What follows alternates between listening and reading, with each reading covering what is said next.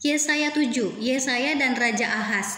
Dalam zaman Ahaz bin Yotam bin Uzia Raja Yehuda, maka Rezin Raja Aram dengan Pekah bin Remalia Raja Israel maju ke Yerusalem untuk berperang melawan kota itu.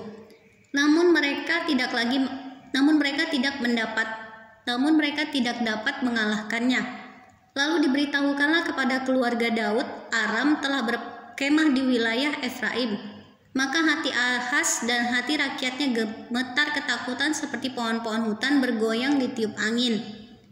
Berfirmanlah Tuhan kepada Yesaya, baiklah engkau keluar menemui Ahaz, engkau dan Shear Yasyub, anakmu laki-laki ke ujung saluran kolam atas, ke jalan raya pada padang tukang penatu. Dan katakanlah kepadanya, teguhkanlah hatimu dan tinggallah tenang. Janganlah takut dan janganlah hatimu kecut karena kedua puntung kayu api yang berasap ini, yaitu kepanasan amarah Rezin dengan Aram dan anak Remalia. Oleh karena Aram dan Efraim dengan anak Remalia telah merancang yang jahat atasmu dengan berkata, marilah kita maju menyerang Yehuda dan menakut-nakutinya serta merebutnya. Kemudian mengangkat anak Tabeel sebagai raja di tengah-tengahnya. Maka beginilah firman Tuhan Allah, tidak akan sampai hal itu dan tidak akan terjadi. Sebab Damsyik ialah ibu kota Aram dan Rezin ialah kepala Damsyik. Dalam 65 tahun Efraim akan pecah, tidak menjadi bangsa lagi. Dan Samaria ialah ibu kota Efraim dan anak Remalia ialah kepala Samaria. Jika kamu tidak percaya, sungguh kamu tidak teguh jaya.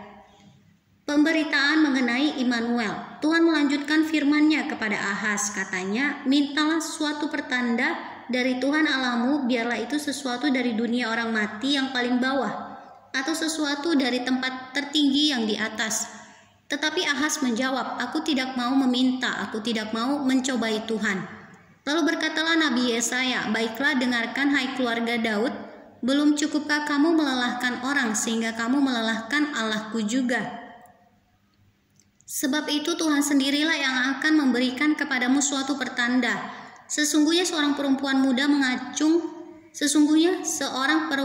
muda mengandung dan akan melahirkan seorang anak laki-laki, dan ia akan menamakan dia Immanuel. Ia akan makan dadih dan madu sampai ia tahu menolak yang jahat dan memilih yang baik. Sebab sebelum anak itu tahu menolak yang jahat dan memilih yang baik, maka negeri yang kedua rajanya engkau takuti akan ditinggalkan kosong. Tuhan akan mendatangkan atasmu dan atas rakyatmu dan atas kaum keluargamu hari-hari seperti yang belum pernah datang sejak Efraim menjauhkan diri dari Yehuda, yakni Raja Asyur. Pada hari itu akan terjadi, Tuhan bersuit memanggil lalat yang ada di ujung anak-anak sungai Nil, dan memanggil lebah yang ada di tanah Asyur, dan semuanya akan datang hinggap di lembah-lembah yang terjal, dan di celah-celah bukit-bukit batu, di segala pagar duri dan di segala tanah penggembalaan. Pada hari itu dengan pisau cukur yang dipinjam dari seberang sungai Efrat, yakni Raja Asyur, Tuhan akan mencukur kepala dan bulu paha, bahkan pisau itu akan melenyapkan janggut juga.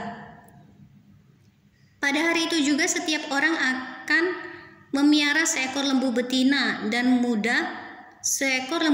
yang muda dan 2 ekor domba. Dan karena banyaknya susu yang dihasilkan, mereka akan makan dadih. Sungguh dadih dan madu akan dimakan oleh setiap orang yang masih tinggal di dalam negeri. Pada hari itu setiap tempat di mana biasanya tumbuh 1000 pohon anggur dan yang berharga 1000 shikal perak akan menjadi tempat putri malu dan rumput. Orang pergi ke sana terpaksa membawa anak-anak panah dan busur, sebab putri malu dan rumput belaka seluruh negeri itu. Dan engkau tidak berani pergi ke segala lereng gunung yang biasanya dicangkul karena takut akan putri malu dan rumput. Di situ hanya lembu dan domba akan berkeliaran.